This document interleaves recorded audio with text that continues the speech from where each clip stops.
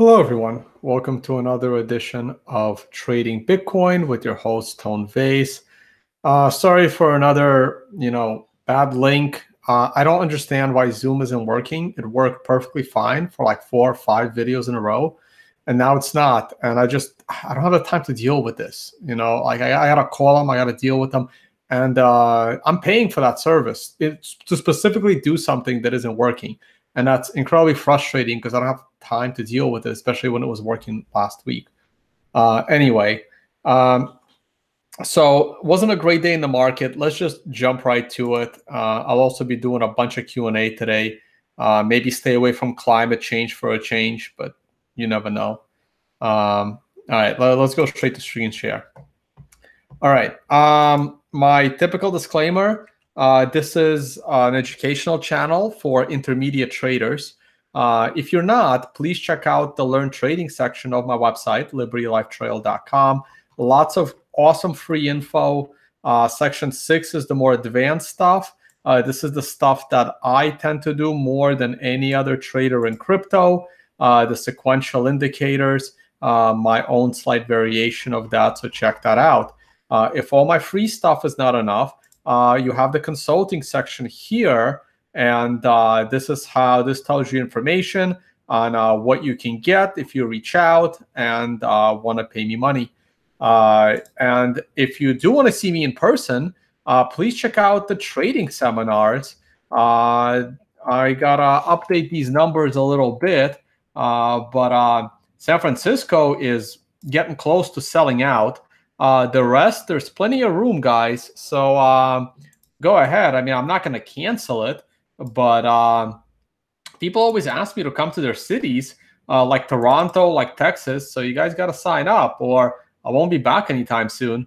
But anyway, so check those out. And of course, I'm going to Moscow next week, but these seminars will be in Russian. So please keep that in mind.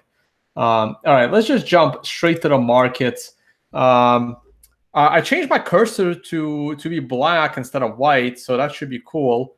It kind of like changes color based on the background, so maybe that would help identify the cursor. We'll see. Or maybe I'll just make it black across the board. I don't know. I'll see where it goes. So this is not looking like a good week at all. Now, today is only, what's today? Wednesday? Today's Wednesday, right? So we're about halfway into the week, a little less. And it's already not looking good, but it's all about how the week closes, okay? So right now, this looks bad. It looks really, really bad because if we close at current price level, which is 7,870, we would have the lowest weekly close, in 3 months, and that's not good. Now we're still way off the low. The good news, and here's the good news, right? The 50-week moving average has a chance to bounce us, and if it does, we would bounce off of a higher bounce. Like, you don't want to double bottom here, right? You really don't. So you have to let the prices develop. So the weekly chart is on a price flip right now. So there wasn't really any indication to go short based on weekly levels. There was a short trade on a weekly level the week of January 15th. That's why this red line is here. The red line is drawn at the price of 12,800. And that was the time to go potentially short long term. The time to exit your bullish trades were at the price flip the week of January 8th if you didn't exit prior to that. And there wasn't really a big reason to exit prior to that, okay? So right now, we are also on a price flip. Now, the daily chart gave you lots of reasons to potentially get out of Bitcoin. But the weekly chart does not cross into danger territory until next week. But that doesn't help you if you're holding Bitcoin or in a bullish trade, And this week becomes a catastrophe, right? Like it just doesn't help you at all. So in this case, when you have a long-term price flip that is still totally neutral, you have to go to the daily charts and see what the daily charts are telling you. So yesterday, I'm pretty sure it was last night, I drew this symmetric small triangle, probably prematurely, because I only had one hit on the upside and one hit on the downside besides the starting candle. So it was drawn a little prematurely, and I thought that Bitcoin would, kind of stay flat within a bigger symmetric triangle. And we're almost at the bottom of the symmetric triangle. Now, the perfect hit of the symmetric triangle honestly would have been 2 days from now, not today, okay? And a couple of things on the 9 buy here. Okay, I'm sure I already mentioned it. The environment for this current 9 that we had on yesterday's candle, or today's candle, I should say, is very different than the environment we have on a 9 that the prior, right? The prior swing 9 to the downside, creating a 9 buy, took place, though it started January 30th and it ended on February 7th, with the low coming in on February 6th. The downswing of that 9 was way more severe. The downtrend of that 9 swing began at 11,200. So actually about the same price this one started. This one started 11,300. But that one swung you all the way down with a low of 6,000. And the 9 candle closed at just above current prices. The current swing did not nearly take you as far down to 6,000. So, and the 9 has already ended. So the 9 candle was the capitulation candle. The one thing that I always say about the 9s, and people that attended my seminars and stuff like that know very well, that even though I believe in this indicator a lot, and I know people on Wall Street that couldn't care less about anything other than this indicator, I need more than just the indicator. I need a reversal candle. And the last time we got a 9 buy indication, we were coming off a reversal candle off of the prior day, which was February 6th, off the low. It was a huge hammer reversal candle with volume, okay? And then the 9 candle came the following day, and then we went all the way back up to almost 12,000 per Bitcoin from 7.5. This 7.5 area, the 7,600, remains absolutely critical to me. Absolutely critical. I'm looking for a bounce off of 75, 7,600. Okay. We had a 9 today. The current candle is giving us an aggressive 13, which is, and the aggressives have been working on Bitcoin fairly well. Okay. Definitely better than the sequential 13s. All right. So, but I don't have a reversal candle. And as long as I don't have a reversal candle, I have no reason to jump into the bullish trade. I have no reason to take my profits off the short trade.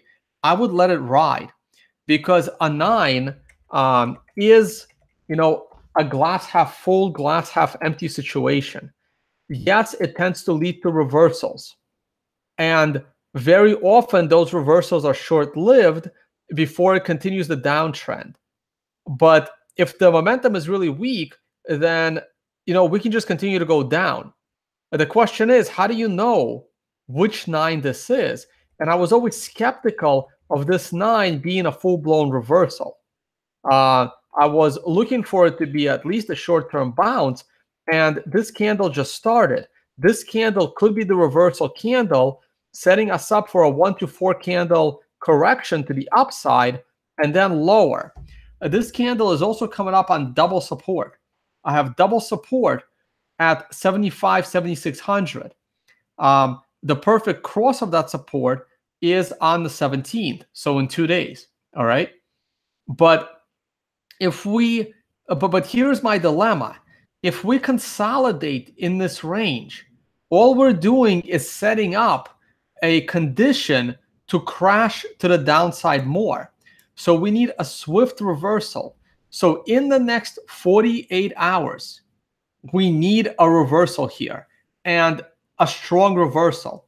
If that doesn't happen, then the short, there are short entries in the market below the 7,500. And once a red 2 starts trading below a red 1, okay? So on this, according to this indicator, you have shorting opportunities, even though I probably would not have taken it because of other metrics. But according to the indicator, anytime, at least, this was my thing. This is how I used to trade it. A red 2 trading below a red 1 is enough for me to enter the short trade. So the same thing, after a 9 does not lead to any kind of a reversal. You know that on the following candle, not current candle. Now, if you were already short, there was nothing in the last 24 hours that should have scared you out of that short position for a profit, because there was no reversal candle, no strength, no nothing. I mean, you can always take your profit, but there wasn't anything here. And chances are this giant 6 candle on the 11th of March would have taken you out of your short trade anyway. So chances are no one was shorting this entire move into the current 9 candle. So if this thing is ready to go for new lows, there's plenty to be made. There's plenty of trading to be made on the downside. But between the 9 today, the aggressive 13 tomorrow, tomorrow's candle already started. In some places of the world, it's already tomorrow. I am using UTC time, so I'm 3 o'clock in the morning over by London right now. So it's already tomorrow, even though it's 11 p.m. by me. And it's not looking like it's reversing, right? So, but you still have a little bit of room. I'm expecting some buying to show up in this vicinity of 75, 7,600, but that's mostly a guess and optimistic thinking. So, but there is nothing here that tells me to rush into a short trade. There's just nothing here yet. I would need to see it trade below 7,500, because after that, it's open air. I mean, there's no support. I would have to go all the way down to like 5,000 for any kind of support, and maybe even lower than that. So this is kind of like last hope right here. This 7,500 area for a swift rebound and close back above 8,000 and significantly above 8,000 on weekend close is what's needed. Because even if we consolidate here, and here's what I don't want to hear. I don't want to hear at any time between now and April, we are forming a base at 7,500. If we get stuck at 7,500 for a month, look out below. And all these people are going to come out of the woodworks saying that, oh, we're forming a base and it's going to go up. No, you don't form a base at this level. The only place you're going to form a base is at 1,300. Any other base that you form is just setting up the right environment for a big market dump, okay? It's just the way markets work. They don't work like that every time, but I will bet statistics on that, okay? So keep that in mind, all right? So the daily chart is literally right at support. I mean, 75, 7,600. You're also coming up on a 13 in 2 days. So this is why I was really looking forward to seeing 7,600, but on the 17th, not here, not this early, guys. It's I don't know. I mean, look, I'm not nervous about Bitcoin, the technology, but like, it's not going to be fun being poor. I'll tell you that much right now. So here is the 4-hour chart. See, this is how it kind of works, right? Even you had this base here with all these flipping ones, and I didn't like that environment. So as far as the indicator is concerned, how do you trade this? So right now, once the 2 started trading below the 1, I might have waited till the 3 started trading below the 2, to be honest with you, because of this 13, right? So because of the 13, I would not have risked this 2 trading below the 1. I would have given it another candle. So based on this 4-hour chart, the candle that takes place at, so I'm on UTC time now, right? What is this candle? No, you see, it's still showing me Eastern time. This is the, oh, I'm sorry. This particular chart is on Eastern time. I haven't changed this chart. Okay.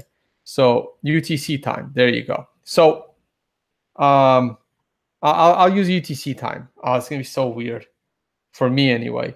So UTC 1600, 4 p.m. UTC is when there was a shorting opportunity. Now, this one here was actually absolutely perfect because you can see how you started trading below all the prior lows. And this is what I mean about double bottoms.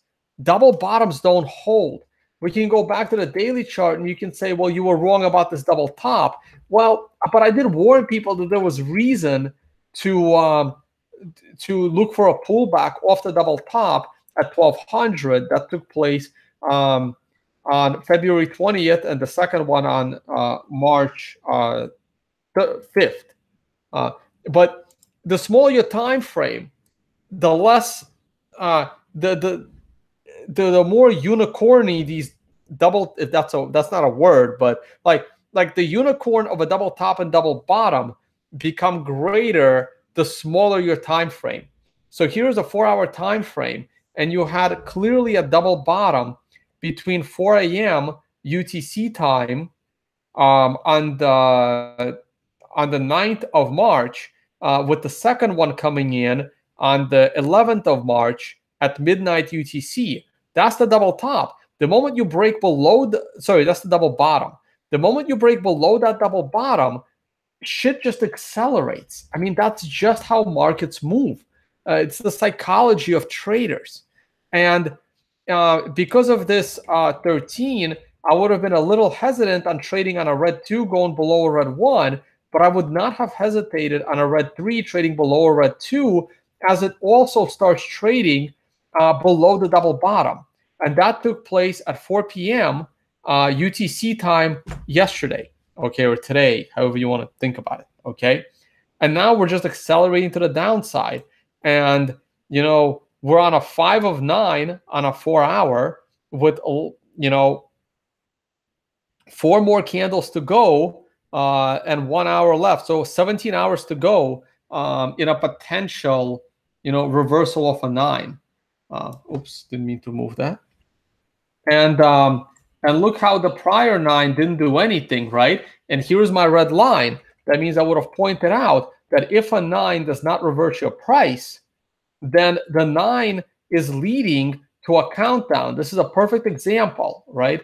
So check this out. I'm going to zoom in. I'm going to just ignore the momentum stuff. So here was a 9, right? People ask me, well, a 9, you mean it's going to go up and it's going to go down? Well, you got to figure out which one. Here's a 9, 1 to 4 candle reversal, then probably lower, especially when you're below a moving average like this. So look, you have 2 candles to the upside, and then boom, you're starting to get crushed. Once this 3 starts trading below the 2, you start thinking about, hey, this 9 is not a reversal. This 9 is a continuation. This 9 is the beginning of a trend, not the end of a trend.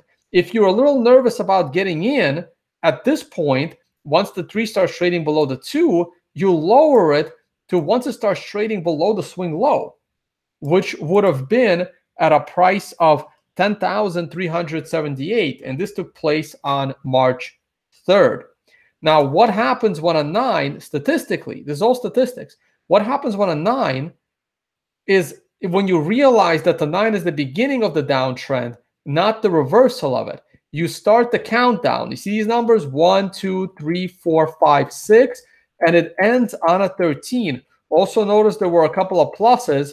I'm not going to tell you everything. Go read my website section 6 and a lot of those documents. They explain what these plus signs means. It's called the deferred 13. This is the standard 13. This was the aggressive 13, okay?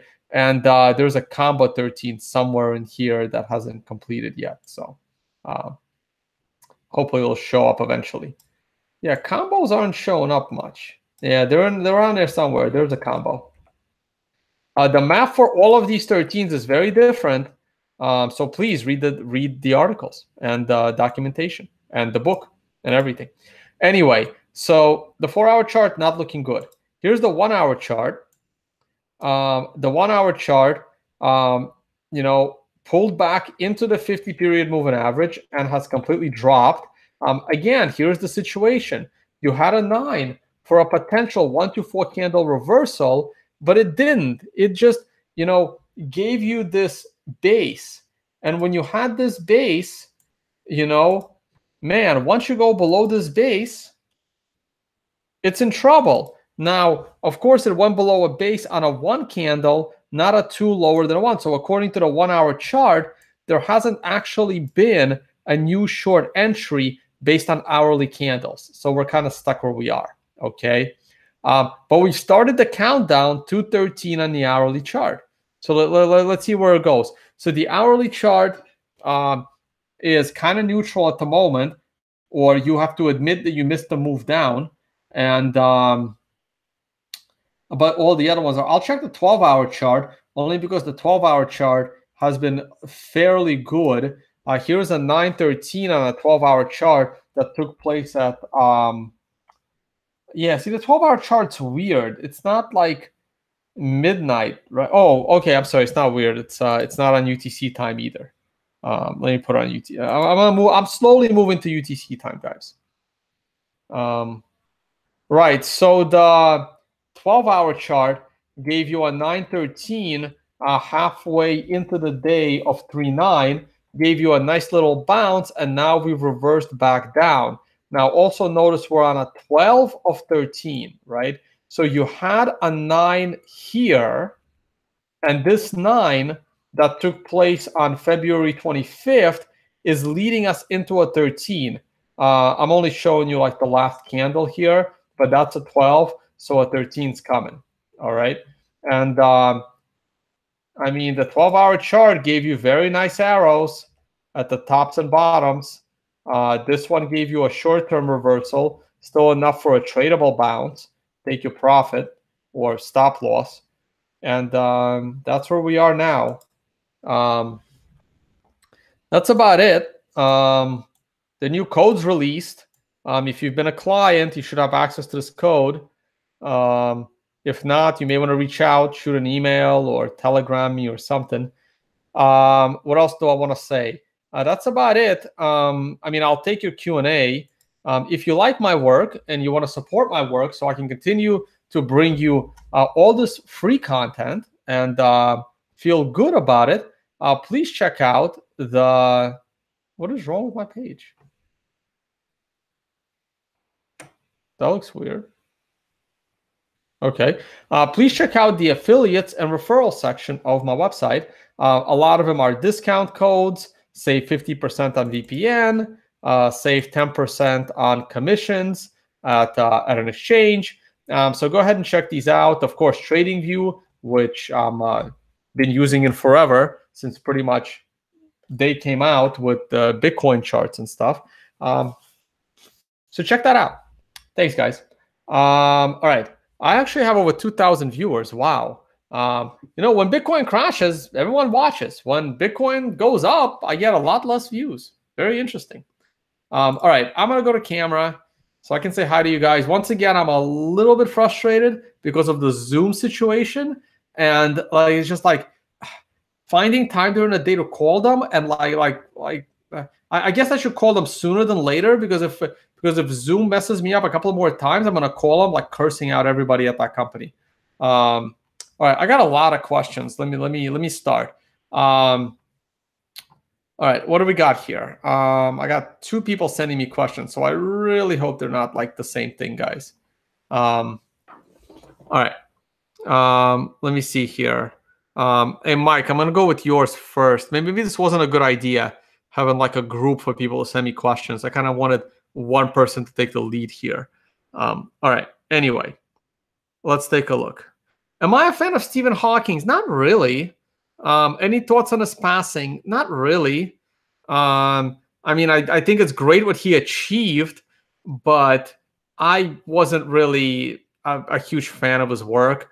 I mean, I took a bunch of astronomy when I was in undergrad during my geology days. I wanted to be a minor in astronomy until I learned that to be a minor in astronomy, you only had to take one astronomy course, which I already had, and 6 physics courses, and I just didn't want to take all that physics. But yeah, I've always been fascinated with astronomy. I can still pick out a bunch of stars when I go outdoors. All right, next. Are options futures contract expirations this Friday creating wild swings in equities or Bitcoin markets? I don't think so. Any thoughts on weird action around expiration calendar? I don't think so. Like, I mean, I can't speak for the option space. I don't really know. It's kind of proprietary. I don't really know what's going on in the option space of Bitcoin. But the futures of Bitcoin, like, there's not much volume there, and they're cash settled. Like, I really don't see how it's affecting. I don't. If someone can show me some evidence, I mean, maybe, but I just don't see it. And we don't have enough data to speculate on this yet. You need like a year to have some kind of correlation and some kind of data to even speculate. All right, next. Any thoughts on traffic? Do they help or hurt the economy of a country? What do you mean, like car traffic? Jeez, how the hell do I know? I mean, I think it hurts. I mean, I think traffic hurts the economy of a country, but you don't want no traffic either. I mean, I don't know. It's just like there's so much unproductive time. Oh, it's not traffic, tariffs. Sorry, tariffs, not traffic. My bad. Sitting far away from the computer. Tariffs. No, tariffs don't help. That's obvious. Tariffs don't really help. I'm not a fan of tariffs, but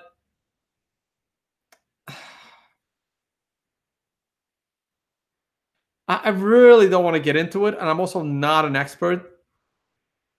Like, I understand why tariffs show up, right? Because you don't want a cheap country undercutting your domestic production.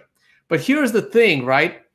If the foreign product is of equal or close to equal quality, then it will drastically help the economy of your country, even if it means local companies go out of business. What happens is, if you are being undercut by a product of significantly less quality, and then the problem comes in, right? So you can't just say that China is undercutting US in X, right? You have to provide evidence that they're undercutting in X with a significant degradation of quality, to the point where if the cheapness of the people of your country begin using product X, creates systemic risk or health risk or danger to the infrastructure of your country or the health of your country or the GDP of your country, right? Like it's hard for me to explain. Like, it's in my head, but it's hard for me to explain it, right? So basically, if you have a company in the US and you're reliant on steel, and that steel is manufactured in the US or Canada, and it costs $100 per unit or whatever the hell the prices are, and China is offering you steel at, let's say, $75 for the same quantity, you are incentivized to buy the cheaper steel because then you can provide a better service of your product. But if that steel can hurt other people, then the government of America has to step in and say, hey, you are using substandard material to build this building, right? But if your government cannot like prove scientifically that there is a significant degradation in the undercutting, then they could be justified to put that tariff in, right? But without that justification, I think it's absolutely terrible. So I really hope that makes sense to you guys.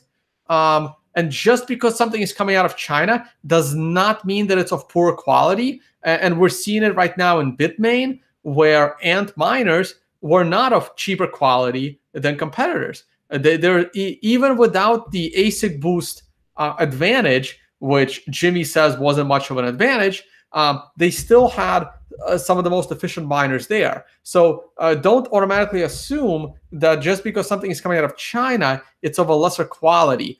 Quality of stuff coming out of China has drastically improved over the last 5 to 10 years, or even before that, right? Now, that doesn't mean that there aren't like cheap knockoffs from China, but you can't assume that everything is like also good. So I hope that made sense. But let me move on. Next. Any quick hyperwave analysis that can be applied to current price action? Well, not really, because you have to wait till the end of week, right? And also, like well, you guys shouldn't come to me for the hyperwave stuff. You really want to go to the hyperwave YouTube channel. So obviously, if you're gonna get your hyperwave information, go to the YouTube channel that's named Hyperwave. Leah and Tyler do an amazing job. I only recently learned about hyperwaves myself when I met Tyler down in DC. I had some really good talks, talked about the market, hung out. And so, yes. So you have to wait for the week to close. And I believe that if we close the week below 8,300, we go down to the lower level support. And so that's what you have to keep in mind. And also, the good thing is, the lower you swing, just like what happened at 6,000, the lower you swing and then bounce back above 8,300 by Sunday night, the better your chances are for continuation of a reversal. So you don't want to get stuck, right? Like the worst case scenario is getting stuck at 7,600 for the next 5 days, because that means that you're about to like fall another 1,000 or two very, very quickly. All right, what else we got? Next. Bond market correlation thoughts. Hey guys, I'm going to do my best to bring you the traditional market analysis. On Sunday, I haven't looked at the bond chart. I haven't looked at the equity chart. I'm sorry, I've been like so busy with the code release. And I got to do presentations because I'm going to Russia. And a bunch of seminars are coming up. It's just like so hard to get everything done. So I'm not going to talk about the bonds right now. Yields are up, stocks are down. So if yields are up, that means bonds should be down. And if bonds are down, stocks should be going up. So I don't understand. I just looked at the NASDAQ chart the other day. I'm looking at NASDAQ right here. This is weekly NASDAQ. Let me go to daily NASDAQ. Here's daily NASDAQ. Oh, wait, you don't see my screen. Here is a daily NASDAQ. I don't understand how stocks are down. I mean, where on this daily chart of the NASDAQ do you get the idea that stocks are down? I mean, unless you're looking at Zero Hedge and they only showed you the last 3 days and correlated it to like the greatest disaster the world has ever seen. I mean, we're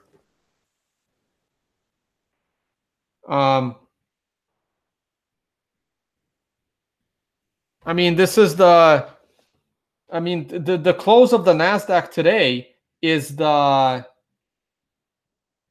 5th highest close of all time. So again, like where are people seeing that that stocks are down? I don't follow here.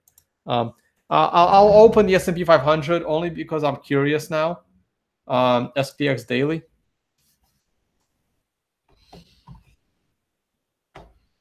I don't even have my latest indicator on it. Again, it's the yeah, I don't have my latest indicator. Let me do that.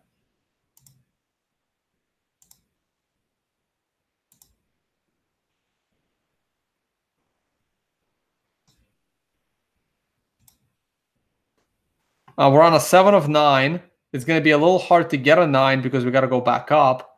And I mean, we're back above the 50-day moving average. I mean, stocks are up. I drew this arrow in real time. Stocks are up. Looks good to me. Still on a countdown. We can still get to a 13, even though it'll be higher than the 9. But that's okay. Just the way the math works. All right, let's move on.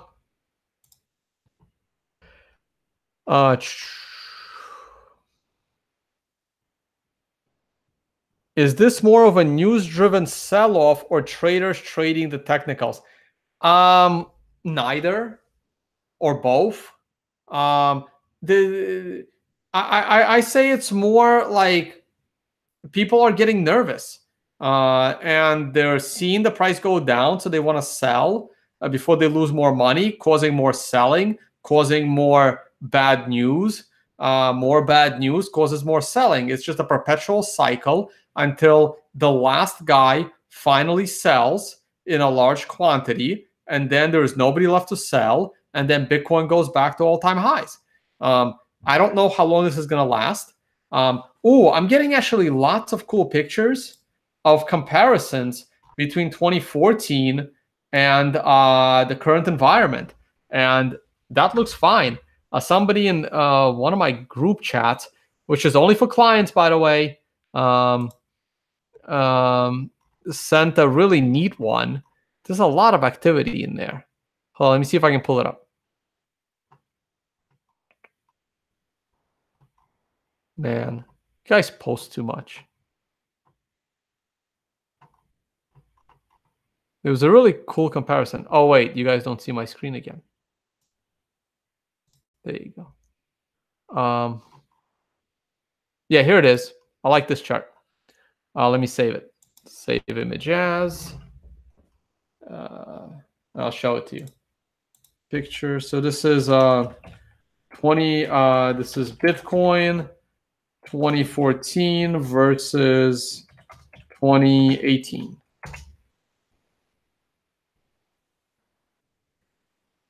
There it is.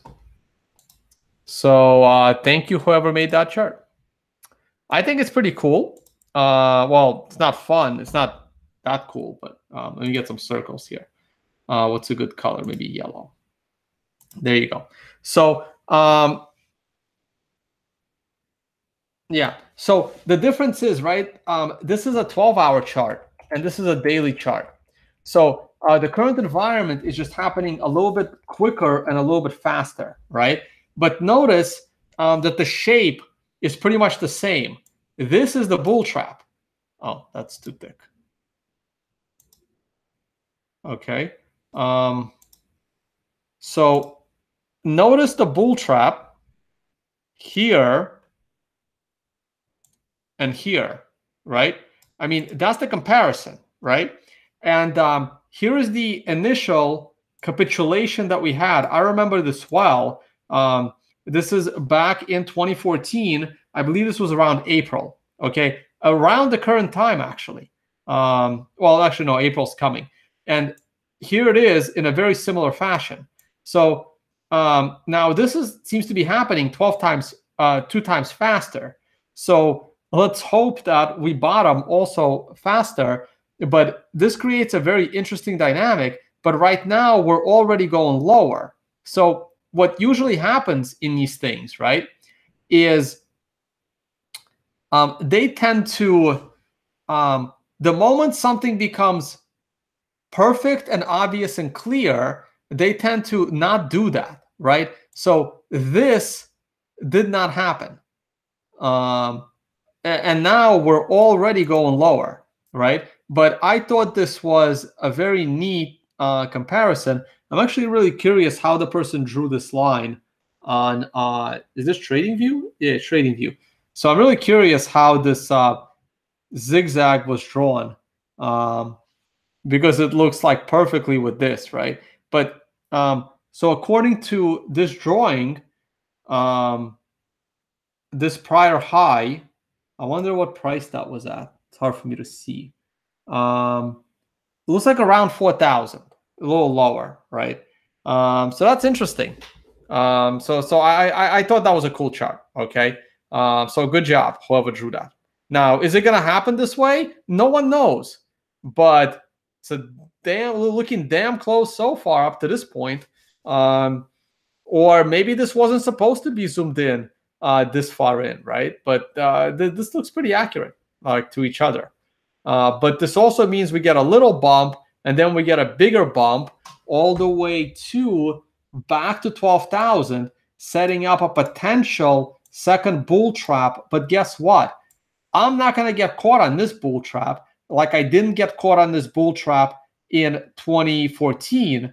Back in 2014, I recognize this area here as a descending triangle, and I was calling for significantly lower downside. Okay, so I did not get caught in this bull trap, and I would not get caught in this one either. I'm pretty certain of it. All right, I would be very cautious if we go back there in this fashion. All right, I guess that's enough of that. Don't save. And this is the other one that someone posted to my Twitter. All right, next. Where am I here? All right, next question.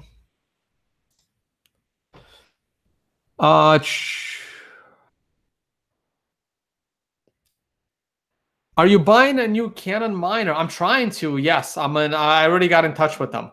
I got to figure out if it's on the way or not. But yes, I think the 841 or the 821. I don't remember. Whichever one just came out. I'm looking to try and get that one, and I want to update mine. I'm also trying to get I got to get in touch and try and get a Dragon Mint miner as well. I'm gonna try.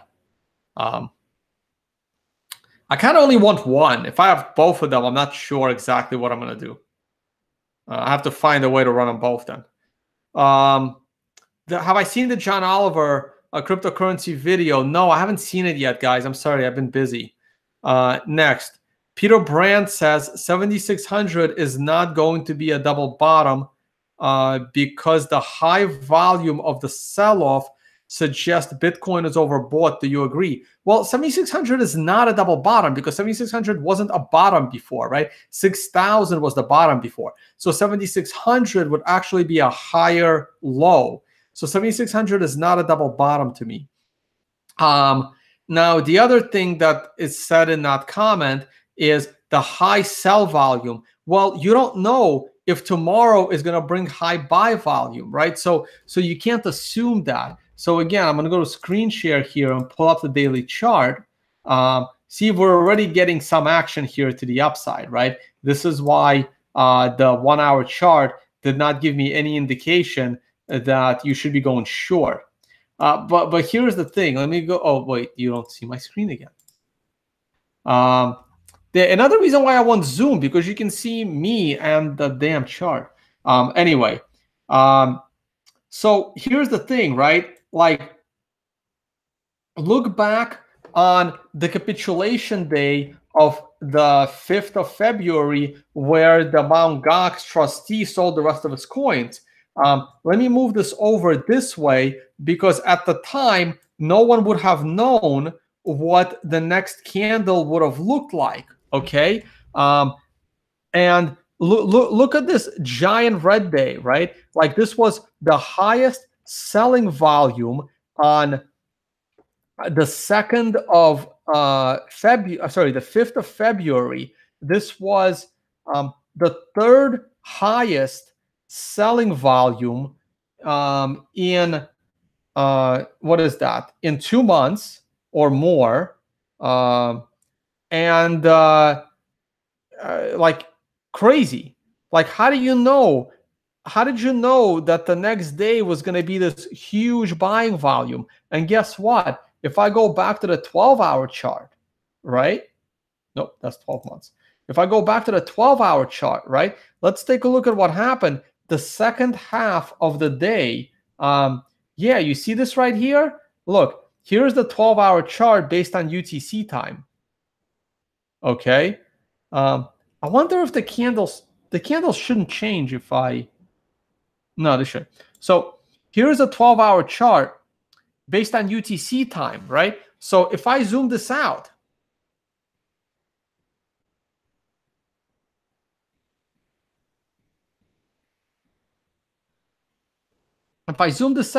this was the last candle that drove us down to 6,000. This is where you have to be really careful with volume, guys. I keep telling you, you have to be careful with volume. You have to really understand volume. Look at this. Look at this. It was the worst 12-hour red volume spike in how long? Well, according on Bitfinex, man, you would probably have to go back actually forever. Literally forever. On Bitfinex, though. I know there's more exchanges now, right? So like this is where volume is tricky, right? So if you were looking at this on this day, granted, you have a little bit of a wick, you have a little bit of hope, right? But technically speaking, oops, do it this way because my lines moved.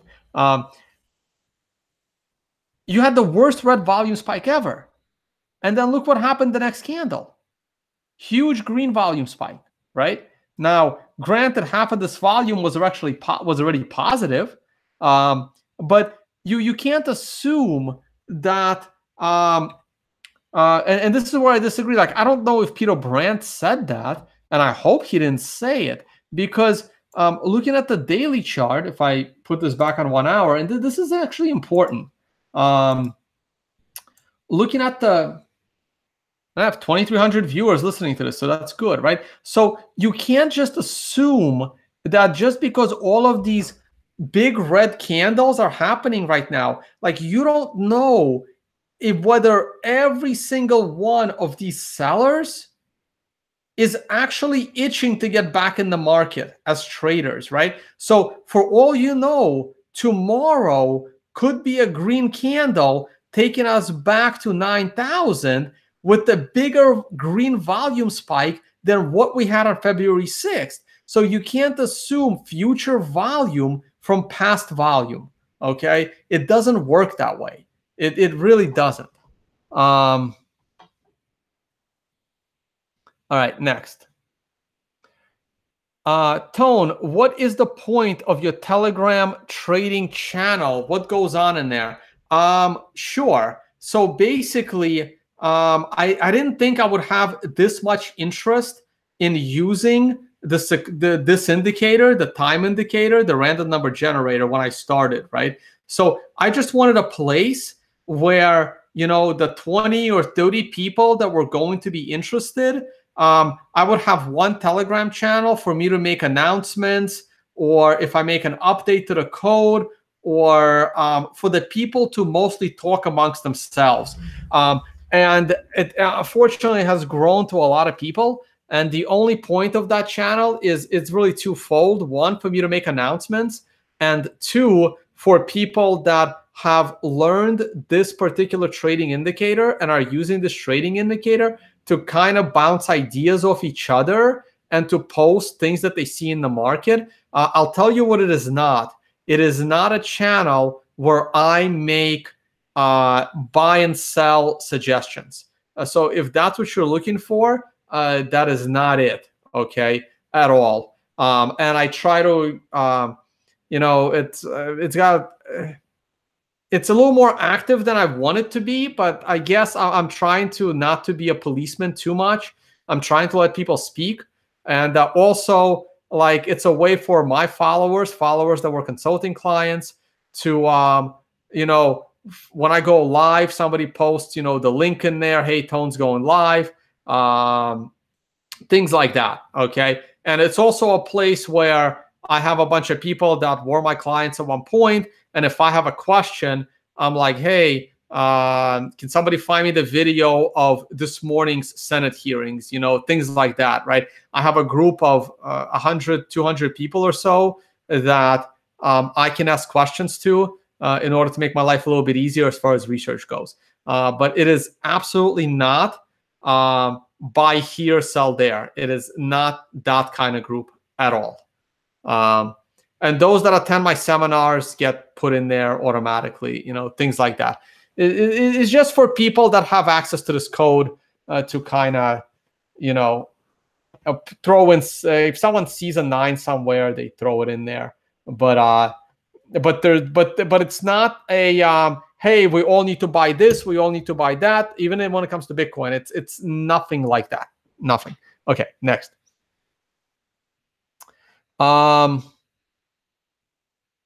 Do I record my trading seminars and do people get a video afterwards? Yes. Next. Tone, what happened to crypto scam? I know. Sorry, guys. The crypto scam took up a lot of time, and it was so much easier when I had more free time. And I don't have that kind of free time anymore.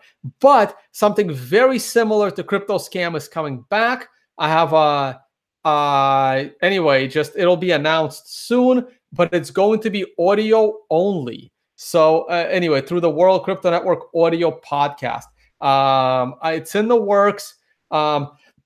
It's a way for me to do crypto scam. That's not going to be called crypto scam, but it's a way for me to bring you the essence of crypto scam through a different podcast that is a lot less time consuming for me. But it's starting very soon, maybe even next week.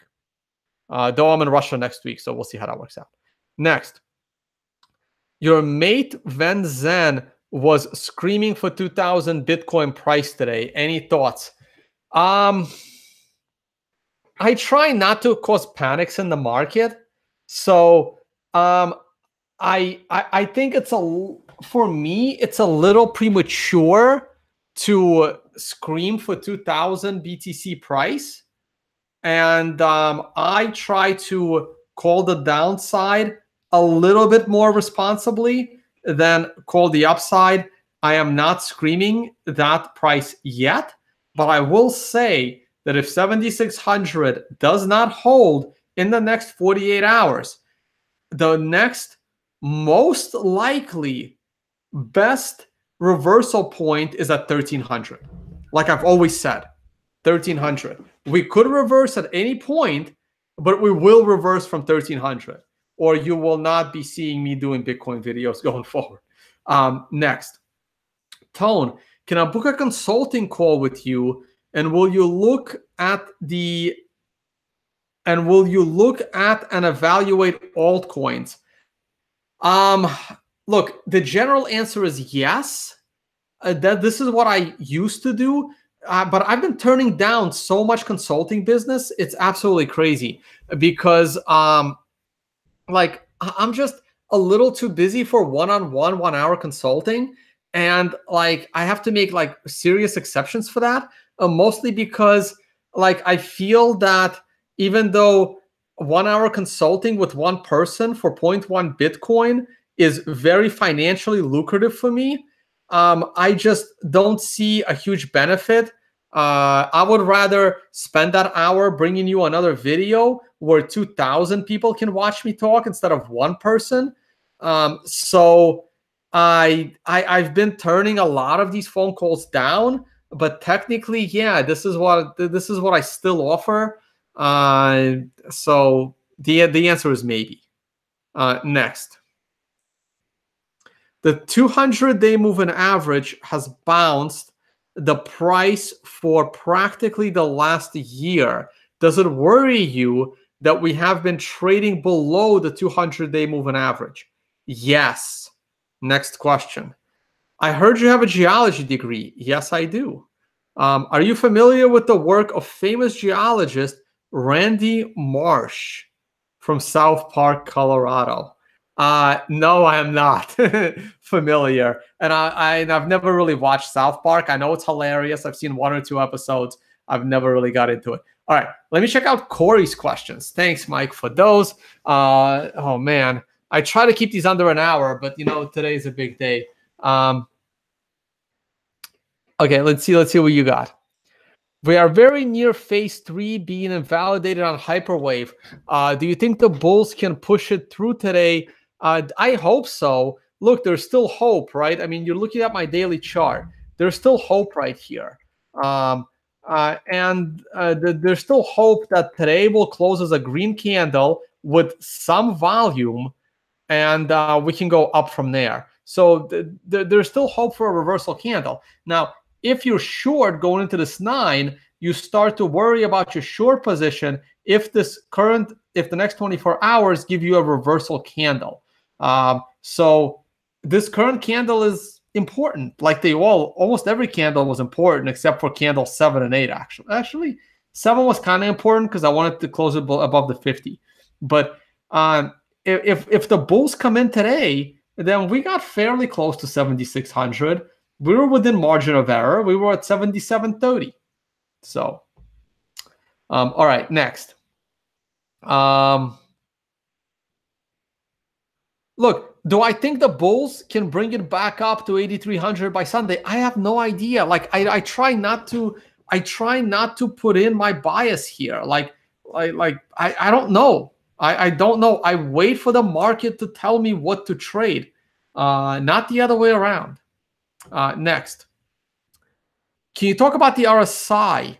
It's sinking below 30. Will it bounce? Okay, so sure. I haven't really talked about the RSI or the MACD. They both look very ugly. It's not about the RSI going below 30. RSI going below 30 doesn't tell you anything. It just tells you that the shit's falling.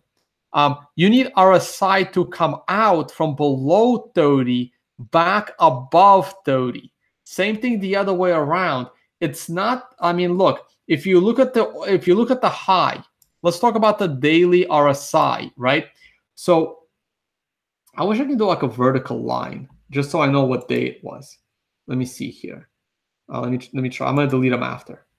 So if I do a vertical line, what day is this? This is the 25th. Oh, great. That line's going to stay down there. Not what I wanted. Anyway, I can do it this way. 25th. So the RSI broke above 70 to the upside on the 25th of November. So where's the 25th of November? So the closing price on the 25th of November was $8,700. Okay. Now the RSI stayed above 70 until the 19th of December, right? So like it crossed above 70 at 8,000. It went all the way to 20,000 and on the 19th of December. So the 19th of December. Oh, interesting. Really? 19th of December.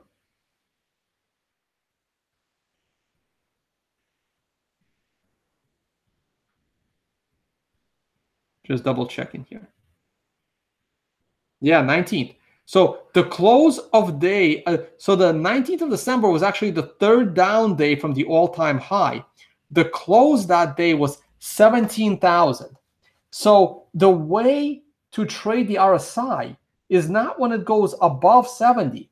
It's when it goes back below 70 on the way down. And as you can see, if you got scared that Bitcoin went above 70, then you would have panic sold at 8,000 and you would have missed out on all the gains to 20K.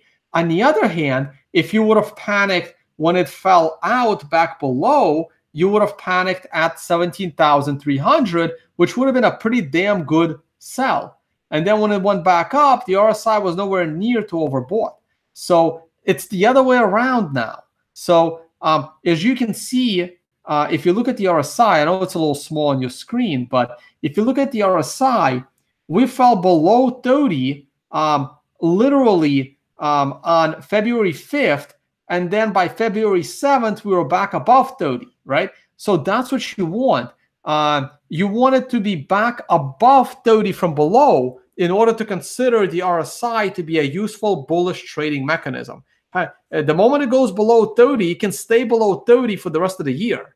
Like, that's a terrible metric to buy back in. You buy back in when it crosses back to the upside after going down to oversold. All right. So hopefully that was very useful to you guys. And the MACD is just that looks very ugly to me right now. All right, next.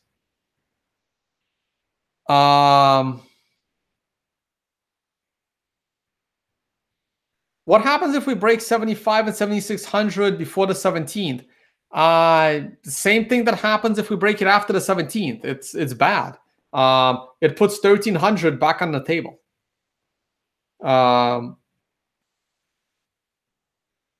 Next. If we bounce close to 6K, at which price you would consider this bounce like safe and not a dead cat bounce before more downside? If we bounce off of 6,000, I'm not going to consider any bounce safe until we go above 12,000. We'd have to literally double in price. Because I don't like double bottoms. I really, really don't. Like I gave up on, okay, so here's the thing, right? So you see this double top right here? Look, just because double tops are statistically rare doesn't mean they can't happen. So this double top, I was still considering this double top will be broken to the upside.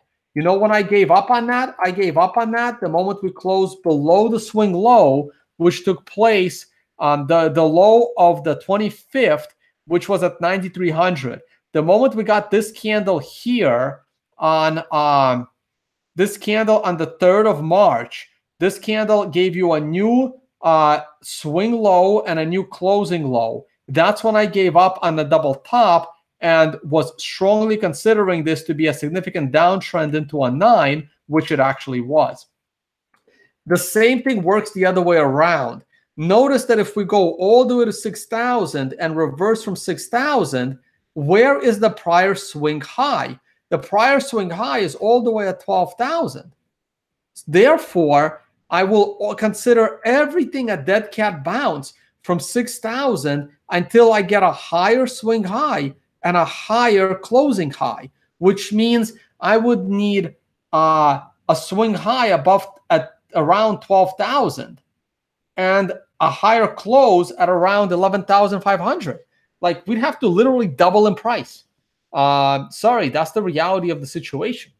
This is why double bottom, like this double bottom will be proven a reversal if we beat the prior swing high. Just like this double top is a reversal if we break the prior swing low. Now, the prior swing low wasn't all that far down. It was only at 9K.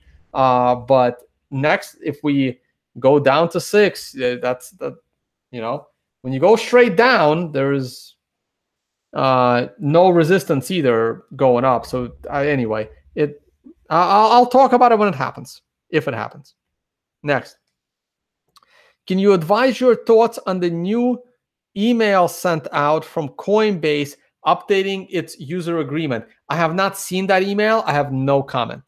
I'm not a Coinbase user. I never was. The first article I ever wrote on Liberty Life Trail had to do with taxes and why you shouldn't use Coinbase. The first article I ever wrote, it was in early 2014. Still on my website. Go read it. Next.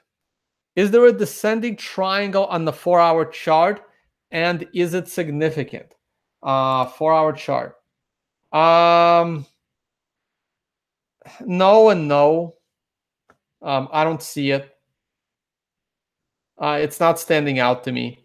And if it was, where's my tea? if there was a descending triangle on the 4-hour chart, it wouldn't be all that significant. Daily and weekly, that's significant. 4-hour and 1 hour is just, timing of your trades. All right. Oh God, there's like 8 more questions. All right, this is it. I got 1, 2, 3, 4, 5 questions left, and that's it, guys. Here we go. Oh no, I did one of them. I did 2 of them. I did that one too. Oh great. Oh no, that's it. I did all those. Awesome. Am I free to go, guys? Is this good?